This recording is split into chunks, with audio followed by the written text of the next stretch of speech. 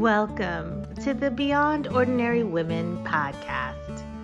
Every 2 weeks, we post podcast versions of one of our free training videos, or you can access our videos now at beyondordinarywomen.org. Enjoy the podcast. This is Kay Daigle of Beyond Ordinary Women Ministries. This podcast episode on biblical archaeology is one that you may prefer watching on video because it has pictures of the artifacts we discuss. To access it on video, go to beyondordinarywomen.org, click on Resources on the menu, drop down to Church Issues, and click. Hi, I'm Kay Daigle of Beyond Ordinary Women Ministries, and I am so happy to be here today with Angela Everett. Angela and I have been talking for months about this, and I've been so excited about doing this with her because we're going to talk about the value of biblical archaeology. And I know very little about archaeology, but I'm so thankful that God has sent us an expert to talk to us. So welcome, Angela. Thank you for being with us. Oh, thank you, Kay. I am so excited. I think we've been talking about this for 9 months and the day's finally here. So yes, I'm very excited to be here.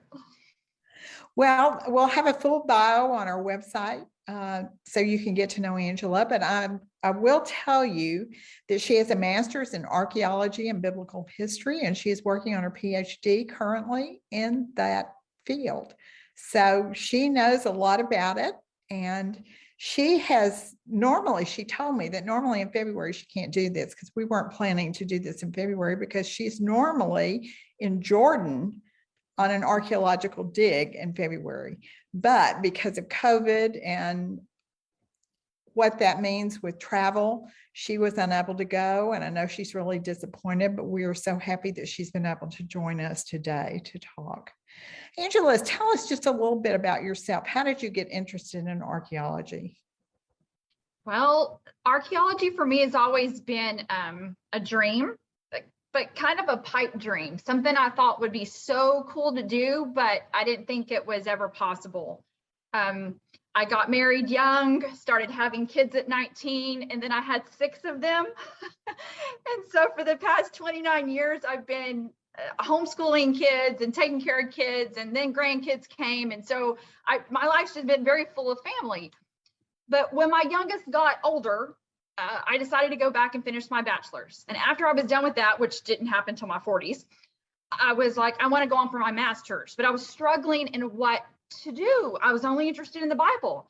And so I'm talking it out with my husband, and I said, I want to do something biblical related. Well, in kind of archaeology too. I said, but that's just not possible. And he said, why? Why is it not possible? I'm like, because we have responsibilities and kids and money, and how would we do that? And he said, if this is your passion and this is what you want to do with the rest of your life, then let's do this. So fast forward 5 years later, and God has made a pipe dream a reality for me. And I'm just excited to see where the Lord leads. And I just want to spend the rest of my life telling people that you can literally dig up faith.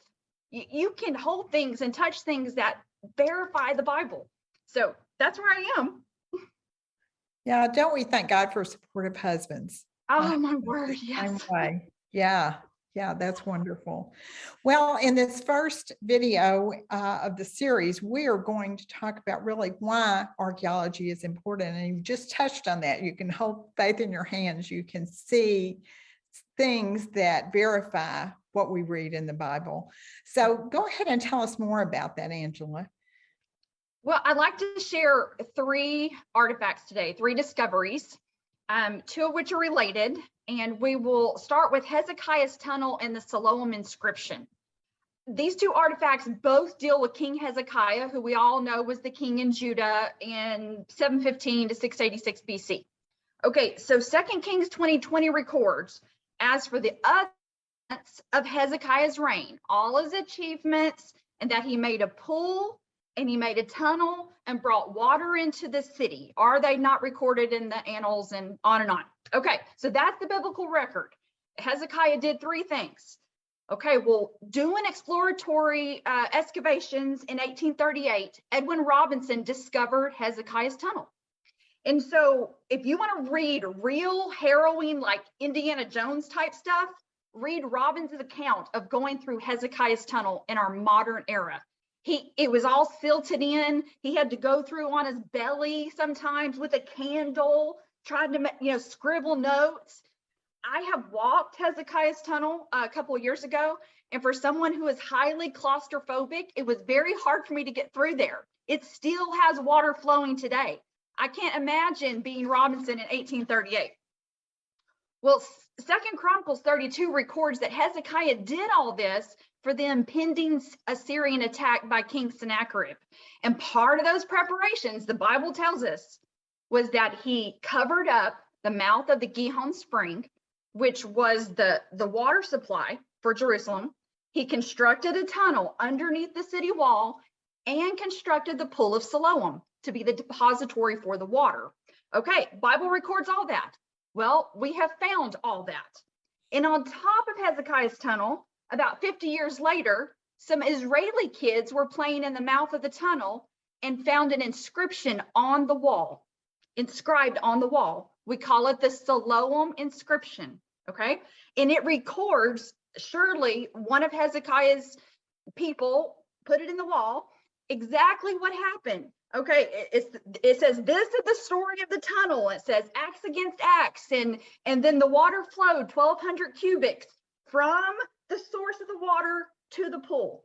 So we have two, Hezekiah's tunnel and a Siloam inscription telling us, verifying for us, tangible evidence that what the Bible says Hezekiah did, he actually did. So that's why biblical archaeology is exciting to me. Well, that is exciting. I mean, that's really amazing, isn't it? That it's still it is there. to me. It still has water in it. Yes. I mean, that is really exciting. I've been to Jerusalem, but I didn't go to the tunnel, so I probably would have been claustrophobic just like you. Yeah. But it's worth it. It's so worth it. But I have one other thing I'd like to share with you. It's called the Gospel of John P52. That's what scholars call it.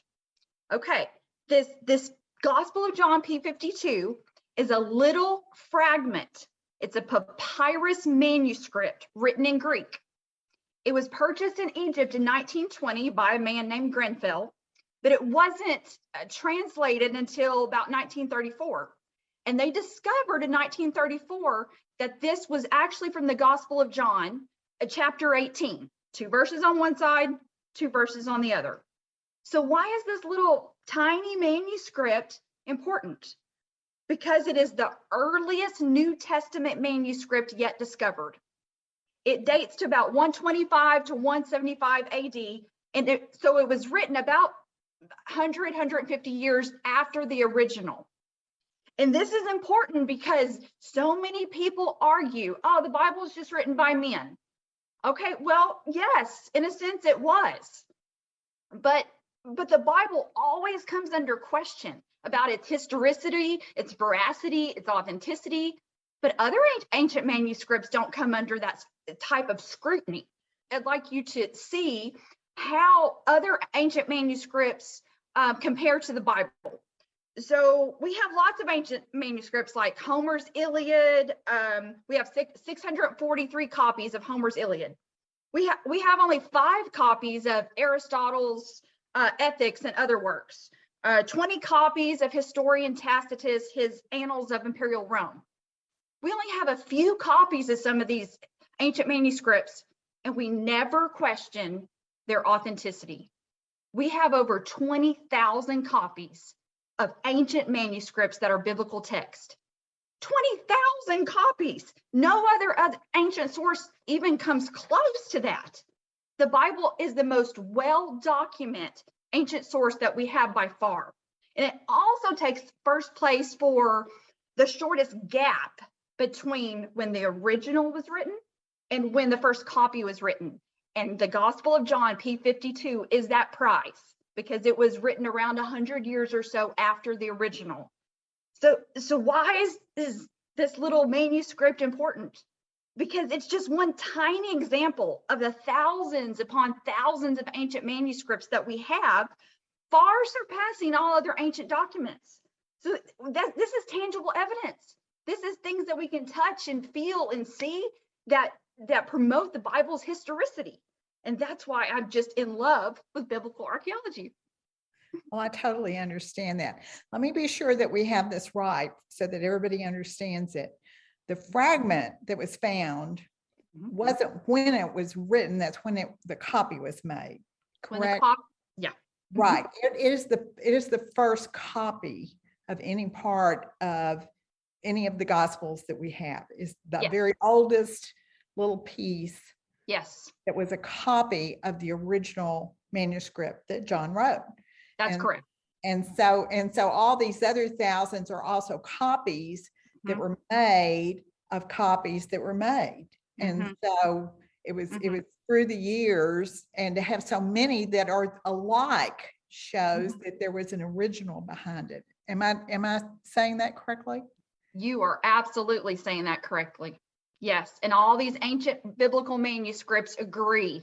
Yes. So yes, you are. Great. Well, that's really exciting. Do you want to add anything to that, just as far as why it's so important? It's important because if we can see with physical evidence that we can trust our Bible, then that leads us directly to be able to trust the God of our Bible.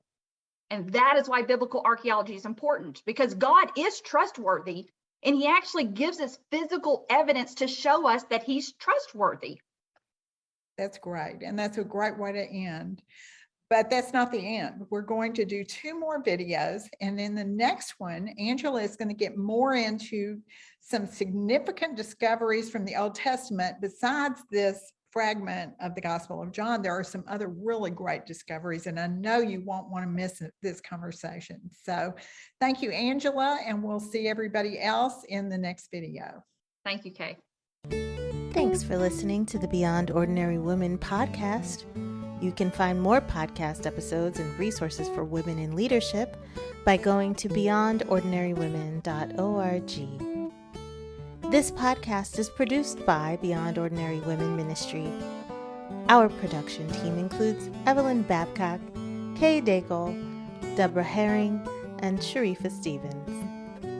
Theme music, Back in Stride by Don Miller, used courtesy of Christine Miller.